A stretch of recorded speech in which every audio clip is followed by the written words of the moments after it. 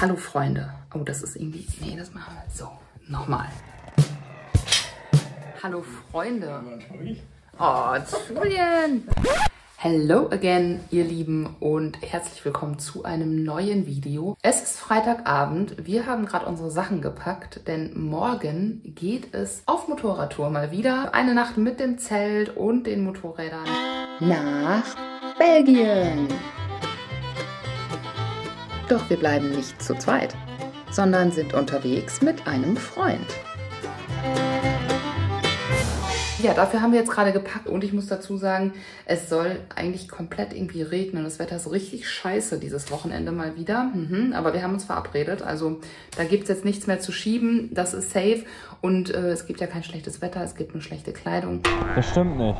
Also Regen ist trotzdem scheiße. Und manchmal hat man ja sogar Glück und fährt dann genau dort, wo die Wolke gerade nicht ist.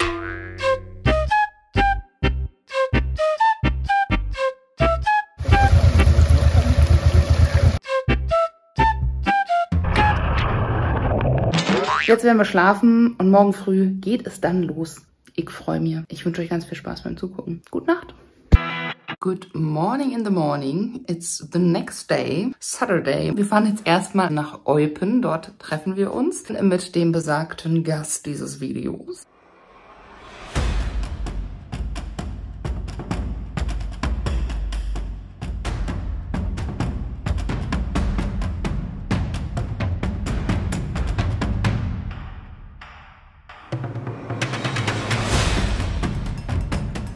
An dieser Stelle nochmal herzlichen Dank an die Community hier. Dank euren Ratschlägen läuft das CarPlay nun auch bei mir 1A spitzenmäßig, da das iPhone nun mit einem originalen Kabel mit der Afrika Twin verbunden ist.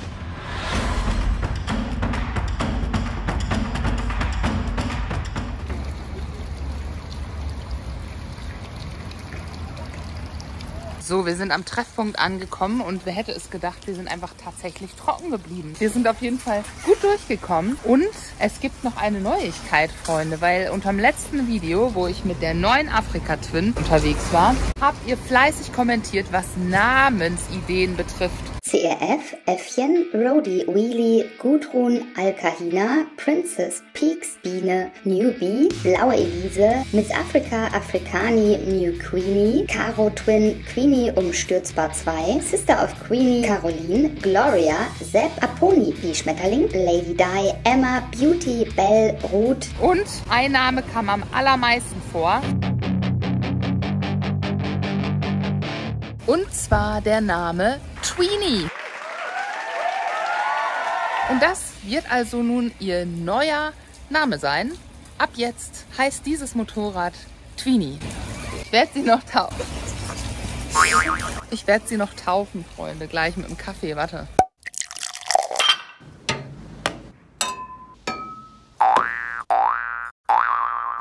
Hiermit taufe ich dich zu Schwester von Queenie, der Twin als Teenager. Okay, zurück zum Ernst des Lebens. Hello! Hello again! Hello again! Das ist Markus. Viele kennen ihn schon von zahlreichen Motorradschrauber-Videos auf meinem Kanal, wie zum Beispiel diesem über den Reifenwechsel im Wald. Er ist Zweiradmechaniker, bekennender Afrika Twin Liebhaber, Spezialist und Fahrer. Du bist mit deiner alten unterwegs.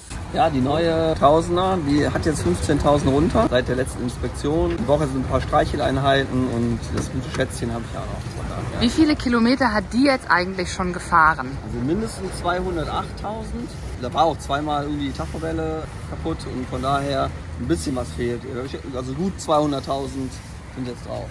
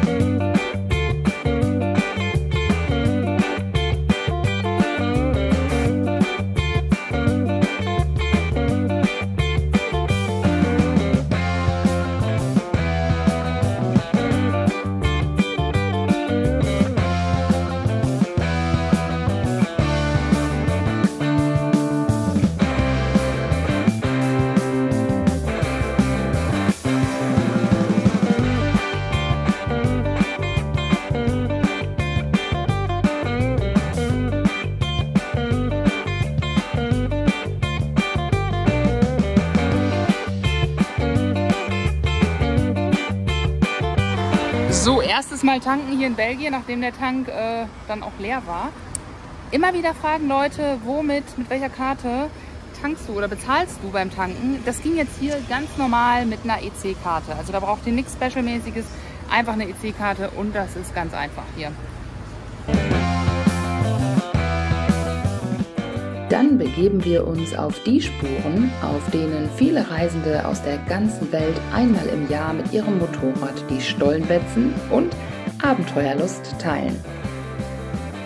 Das Tesch-Treffen, ins Leben gerufen von Bernd Tesch, Autor, Reisender und Hersteller von Motorradtaschen und Zubehör.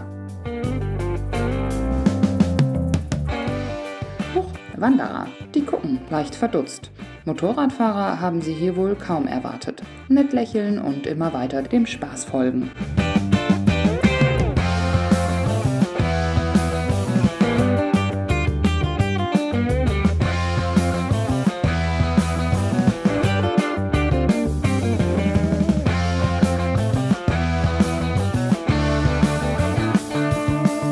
Das ist also die Flussdurchfahrt, die alle Teilnehmer des Tesch-Treffens vor sich haben. Ja. Okay, und da hinten dieser kleine Eumelsweg, da muss man quasi wieder raus.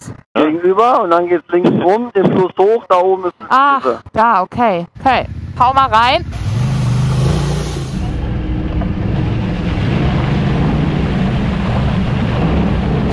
Wuhu! Oh, da war dicker Stein. Okay, jetzt kommt Markus. Oh, du machst aber spannend.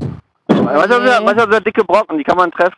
Und dann Aha. so, Ja, bei mir ist auch eben einmal kurz so das Vorderrad so versetzt. Ey Leute, ihr macht mir nicht gerade Mut. Nein. Nein, da sind keine dicken Steine. Ja, aber wenn ich mit der umkippe, was ist mit meinen Kerzchen, wenn die nass werden? Nichts. Welche Das ist nicht tief Kerzchen? genug. Ah, okay. Gut. Heute ist ja der Tag, an dem wir Offroad-mäßig alles mit dem Motorrad zum ersten Mal machen. Also ich. Und deswegen heißt es jetzt ab in den Fluss. Das wird schon schief gehen. Bist du ready? Ich bin ready. Also besser langsam. Ich glaube, das volles Kanonenrohr die beste Geschwindigkeit. Ja? Immer. Also für uns auf jeden Fall. Und für deine Follower auch. Okay. Für Honda Europe nicht. Scheiße. Honda, ich liebe euch. Egal was passiert, ich hoffe ihr mich auch.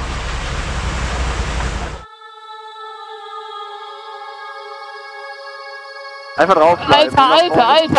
Alter, ich drehe voll am Gas durch.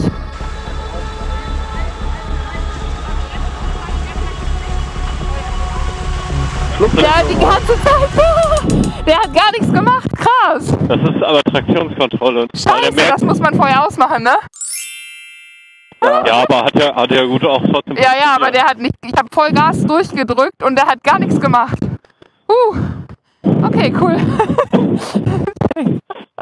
Cool. Oh, ja, dann wisst ihr also Bescheid, was auf euch wartet, wenn ihr zum Tesch-Treffen kommt. Da hinten leuchtet sie. Ein Stern, der deinen Namen trägt. Ich mag solche Lieder eigentlich gar nicht. Warum habe ich das jetzt im Kopf? So, kleine Pause hier. Schön im Hohen Fenn. Hier sind wir quasi straight hingefahren, nachdem wir uns in Eupen getroffen hatten. Ab nach Malmedy. Und weil es so schön war, gönnen wir uns die Flussdurchfahrt direkt ein zweites Mal.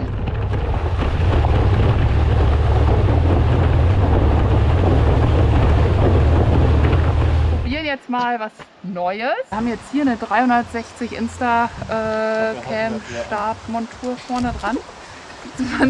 Was? Was? Nix. Ich mache mich hier super beliebt, weil ich stundenlang an irgendwelchen Sachen rumschraube. Und am Ende ist das wahrscheinlich für nichts. Und während ich versuche, den Stab, an dem die Kamera sitzt, festzuhalten, merke ich gar nicht, wie ich Markus damit eins überziehe. Hau mich mit dem Ding nicht. Was?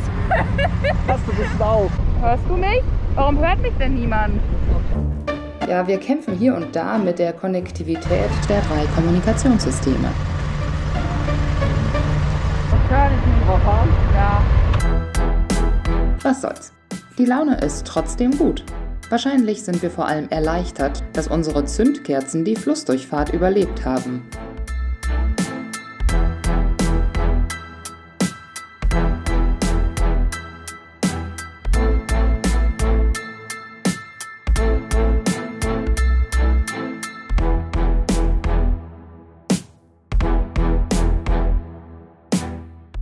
Bisher war uns das Wetter wohlgesonnen, doch nach den ersten Kilometern in Belgien öffnet der Himmel dann doch seine Pforten. Und damit nicht genug Unannehmlichkeiten. So, irgendwie ist heute alles gesperrt hier. Wir haben einen Pech, das ist unfassbar. Markus, wie war das nochmal? Wir sind nicht angeschossen worden. Naja, wir konnten jetzt schon zweimal nicht die Strecke fahren, die wir fahren auch wollten. gesperrt. Nochmal Sperrung hier. Ach, sag mal. Egal. Fahr einfach, wir fahren jetzt hier durch. Erst das Wetter, dann die Straßensperrungen und zu guter Letzt sind die belgischen Kühe körperlich auch irgendwie ausgeartet. Was ist mit denen los? Wahrscheinlich, weil die so bergab stehen, dann müssen wir hier musst du Schuhe haben. Das ist die Fleischindustrie. Die ist gezüchtet. Nee, echt? Ja, klar. Wir mit so Gänsen, die ab 40 Kilo wiegen. Ach du Scheiße, das sah ja ganz komisch aus. Ja. Als wenn die so Verwachsungen hätte. Ja, wie so Bodybuilder sehen die aus. Damit die schmecken. Die kriegen alle Steroide. Ja, nee, sonst ist es bestimmt nicht gesund. Och.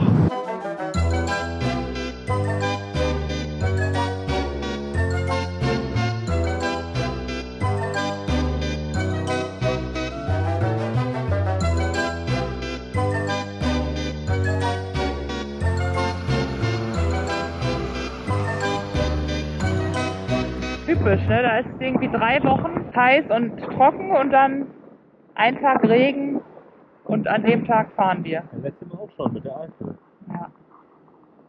Aber was soll's, ne? Hauptsache nicht schwitzen, sag ich. Der Reifen halt.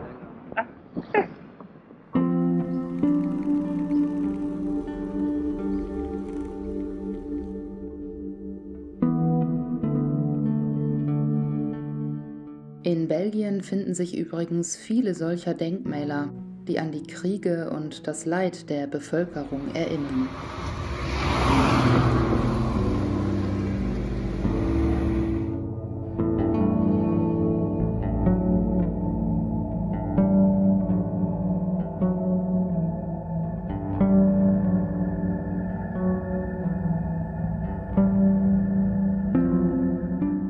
Auf den ersten Blick könnte es an diesem Wochenende etwas Schöneres geben, als auf dem Motorrad nass geregnet von einer Straßensperrung zur nächsten zu juckeln und dabei von mutierten Pumperkühen umzingelt zu sein. Doch warum Gemütlichkeit wählen, wenn abseits der Komfortzone die Lebendigkeit lockt? Also nächster Halt Flussdurchfahrt 2.0.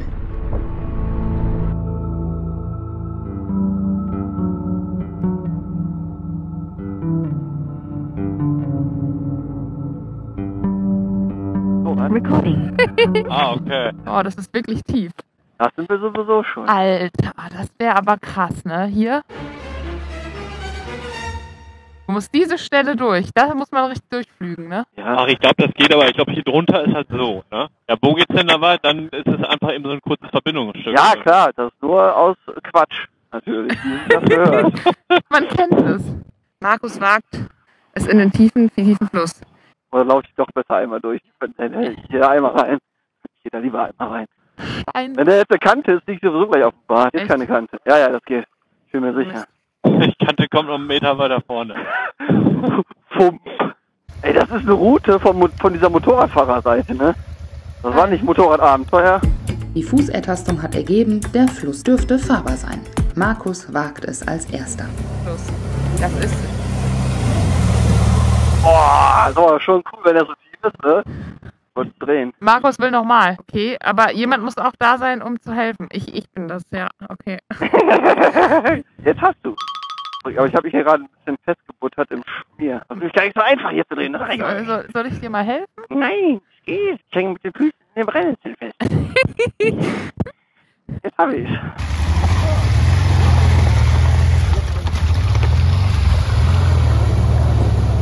Das ist ganz einfach.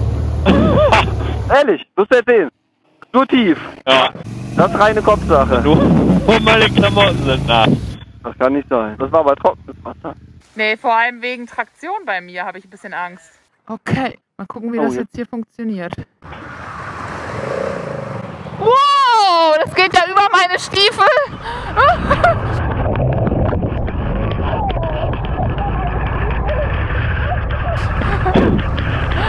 Wow. Oh, hast du aber gut gefangen noch. Krasser Shit, ey. Ja, das ist hier aber super easy. Ja, ist alles fest. Ja, das ist gar kein Ding. Das ist sogar einfacher als die Flussdurchfahrt. Ja, geht, wenn man in diese Furche kommt, wo ich drin bin. Scheiße, dann nicht so. So. Eieiei. Okay, vorsichtig. Das war jetzt unklug gewählt. Ja, jetzt ist es aus. Aber kein Problem, geht. Ich bin ganz doof in diese Furche reingefahren. In der Mitte. Wow, meine Kamera ist ultra weit. Warte, wir bleiben mal hier. Ui, check. Geiler Wald hier, ey. Ja, voll, sieht auch geil aus, ne? Voll. So. Oh, jetzt fängt das aber richtig an hier mit Regen. Das Wort Regen, oh, was ist das hier für so scheiß Pass auf die Fresse. Das ist aber wie glatt Eis gewesen. Das Wort Regen ist einfach bis zum Frühstück verboten. Wer das als erstes sagt, der muss die erste Runde bezahlen heute Abend. Ja. Scheiße, ey. Ja, meine Stiefel, meine Schuhe sind nass komplett dann, ne? Heiß, ja. Nein. Ist da oben besser? Nass, glatt und umgefallen. Oh, Julian hat's hingerissen, doch er bekommt die Teneré hoch, noch bevor Markus oder ich zur Hilfe eilen können. Was eine Tour. Wir schenken uns hier wirklich nichts. Getriebeproblem, geht das für dich? Aber die Schönheit der Natur fasziniert sogar noch mehr, je tiefer wir in sie eintauchen. Und sie hat auch bei diesem Nebel, der sich aus den Wäldern erhebt, eine unheimliche Anziehungskraft auf uns.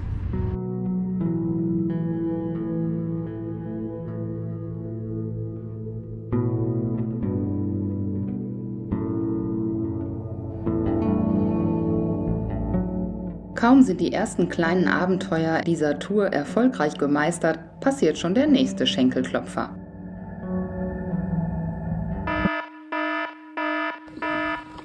Kabelbrand überheben.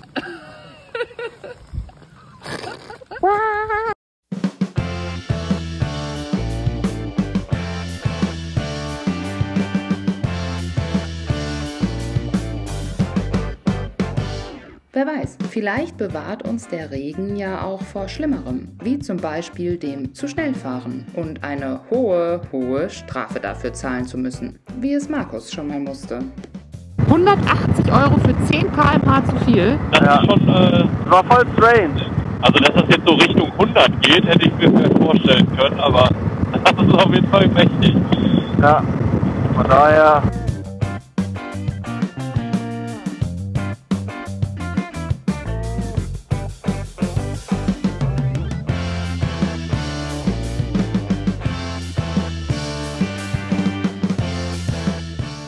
Trotz Regen wollen wir zelten. Campingplatz Nummer 1 verspricht Glamping. Das klingt verlockend luxuriös bei diesem ärmlichen Motorradwetter. Ja, hier Glamping hat leider nichts mehr frei, aber wir haben noch die Hoffnung nicht aufgegeben. Wir werden noch einen Campingplatz finden.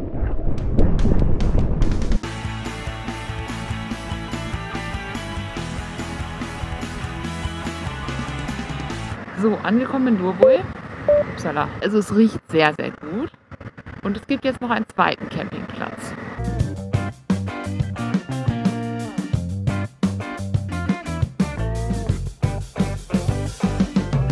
Ja.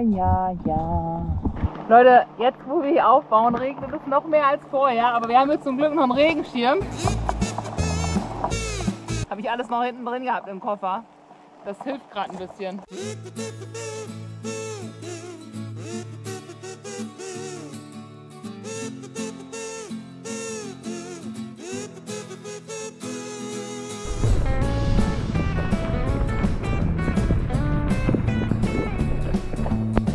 Der Vorteil am Regen ist, wir werden den Tag morgen umso mehr genießen und der Wetterbericht war sehr präzise.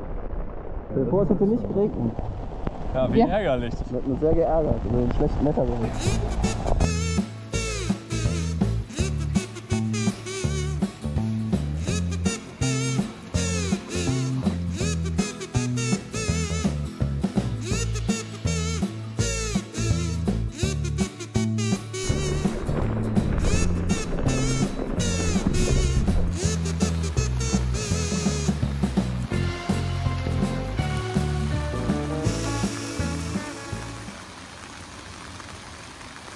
Ja, hier in Doboj war ich ja schon mal. Vor einiger Zeit, da bin ich aber nur durchgefahren hier. Jetzt mal mit ein bisschen mehr Zeit. Ich freue mich sehr, mir die ganzen Gässlein jetzt mal mit ein bisschen mehr Einblick anzuschauen. Zeit für die Details. Das, finde ich, hat man wirklich, wenn man dann zu Fuß unterwegs ist. Bei Regen hat man nicht ganz so viel Lust auf die Details, vor allem nicht mit viel Hunger. Aber ein bisschen was können wir, glaube ich, trotzdem sehen. Diese charmante kleine Stadt in der belgischen Provinz Luxemburg ist auch bekannt als die kleinste Stadt der Welt. Sie liegt im Süden Belgiens und ist umgeben von den malerischen Ardennen. So, was haben wir hier auf der Speisekarte? In Doboj wird überwiegend Französisch gesprochen, da es sich in der wallonischen Region Belgiens befindet. Insbesondere in touristischen Bereichen sprechen viele Einheimische auch Englisch und Niederländisch. Das könnte so romantisch sein. Ja, wirklich, ne? Echt, ey. Oh je. Was haben wir stattdessen? Wetter, dass man schwindenden Haarausfall betont. Na, so schlimm ist es jetzt auch nicht. Das betont meinen Haarausfall. Und das ist wirklich schlimm. Das sind ja witzige Dinger hier. Hier gibt es sogar Musik.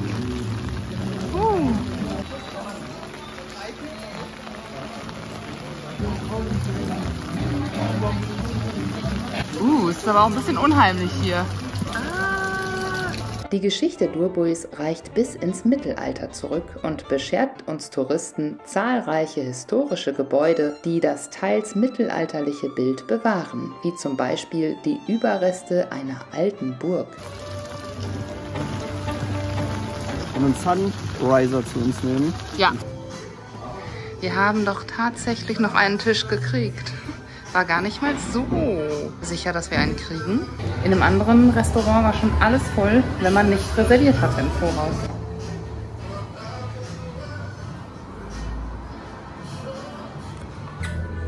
Erstmal ein Bierchen, ne? Ja. Das sieht ja geil aus. Mit Käsehäppchen. Cheers. Das historische Zentrum von Doboj ist absolut sehenswert, mit engen Gassen und schönen Plätzen. Obwohl sie nur so mini klein ist, beinhaltet die Stadt eine Vielzahl von gemütlichen Restaurants, die regionale Spezialitäten und belgische Biere anbieten. Yay! Ui. Hat ordentlich Wumms. Das ist sehr, sehr herb, ne? Kannst du schmecken oder was ist? Heftig.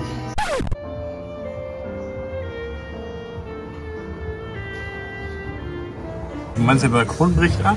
Könnte sein. So fett bin ich auch nicht. Nee, das meine ich auch überhaupt nicht. Das sieht schön aus. Es ist aber auch irgendwie ganz angenehm. Das ist auf jeden Fall ein Highlight.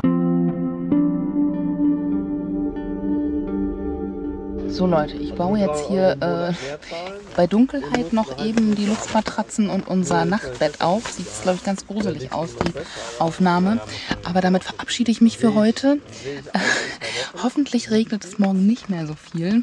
Das Zelt ist irgendwie auch nass. Naja, jedenfalls, genau, sage ich einfach mal bis morgen bei hoffentlich regenfreiem Wetter. Gute Nacht. Einen wunderschönen guten Morgen hier aus Schneckenhausen. Die Nacht war nicht so gut, Leute. Aber ich glaube, die Schnecke, die hat hier ihre Bahn gezogen. Ey, in meine Stiefel, ich fasse es nicht. Ich habe da gerade schon voll reingefasst. Glibberige Überraschung, ich habe mich mal erschrocken. Ja, es war eine Nacht, die für mich wahrscheinlich die beste war. Ich habe nur ein bisschen Rückenschmerzen, das kenne ich aber schon. Markus hatte ziemliche Magenkrämpfe, der war, glaube ich, die halbe Nacht irgendwie auf dem Klo. Und Julian hat sich gestern beim Hinfallen nochmal zusätzlich das Handgelenk verdreht und der hatte da vorher schon Probleme mit. Halt, glaube ich, auch so eine typische Trial-Fahrer-Krankheit. Ja, dementsprechend sind wir heute alle etwas lediert. Machen uns aber trotzdem erstmal jetzt auf den Weg zu einem Café, um da zu frühstücken. Und dann werden wir hier noch ein bisschen in Belgien rumfahren.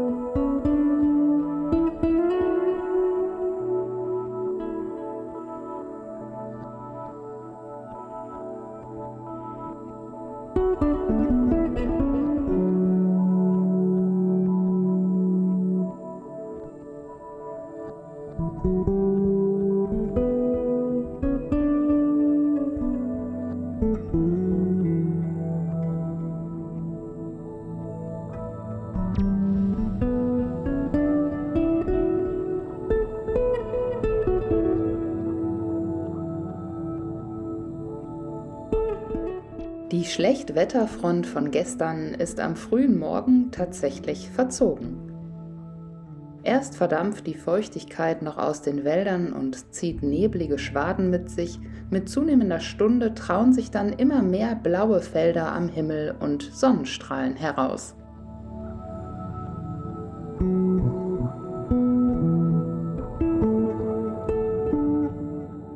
Passend zu dem guten Wetter liegt vor uns eine sehr idyllische Straße entlang der Maas. Ein ca. 870 Kilometer langer Fluss, der durch Frankreich, Belgien und die Niederlande fließt.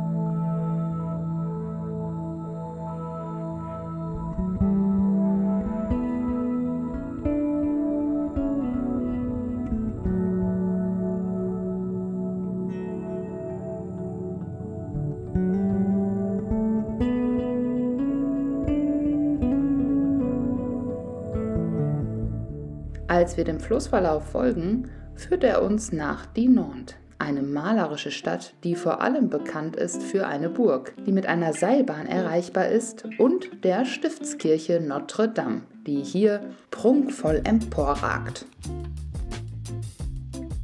Die Saxophone am Straßenrand erinnern daran, dass Dinant der Geburtsort des berühmten belgischen Komponisten und Erfinder des Saxophons Adolphe Sax ist.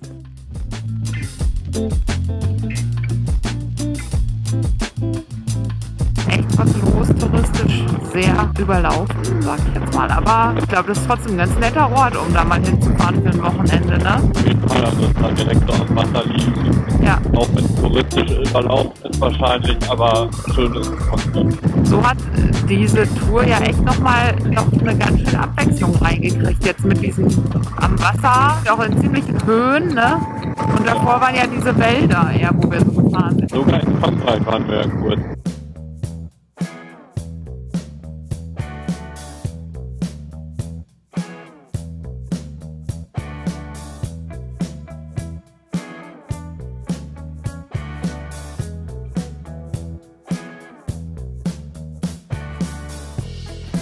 Markus, was trinkst du da? Gift. Pures Gift. Ich trinke selbstgewählte Medizin. Eigentlich bin ich nicht so ein Cola-Typ. Aber ich hatte so ein bisschen... Ich glaube, dieses Chicken-Ding von gestern hat mich heute Nacht 2 Stunden beschäftigt. Oh Mann, ey. ey. Da gab es Salzstangen mit Cola. Ja, jetzt gibt's das. Aber Cola. Ich habe alle Schotten dicht, von daher können wir zu Ende fahren. Was sagst du zum Thema Motorradfahren in Belgien? Ich finde das mega. Also ich finde das mega gut, weil die haben unfassbar viele Strecken. Ganz viele so kleine, verwinkelte Sträßchen quer durch die Wälder. Man muss allerdings darauf achten, dass man sich so im Süden aufhält, da in dieser bergigen Region. Ne? Der Rest, das ist halt auch flaches Land. Die haben mega viele kleine, süße Dörfchen. Viel Geschichte, viel zu entdecken, viel anzugucken und überall was zum Einkehren. Also ich bin ein großer Belgien-Fan. Cool. Finde ich auch. Also sehr kurvenreich. Der Asphalt ist an vielen Stellen nicht ganz so gut. Also es ist schon ziemlich flickig, aber ansonsten vom Kurvenverlauf ist echt super. Ja, und ich denke, ein großer Vorteil für uns, die wir in Deutschland wohnen, ist es super gut zu erreichen. Wir waren jetzt in 2,5 Stunden da. Von daher, Leute, das war ein kurzes Video über eine knackige Tour hier durch Belgien. Und ich hoffe, euch hat es gefallen. Lasst gerne ein Like da. Und dann sehen wir uns im nächsten Video. Bis dann!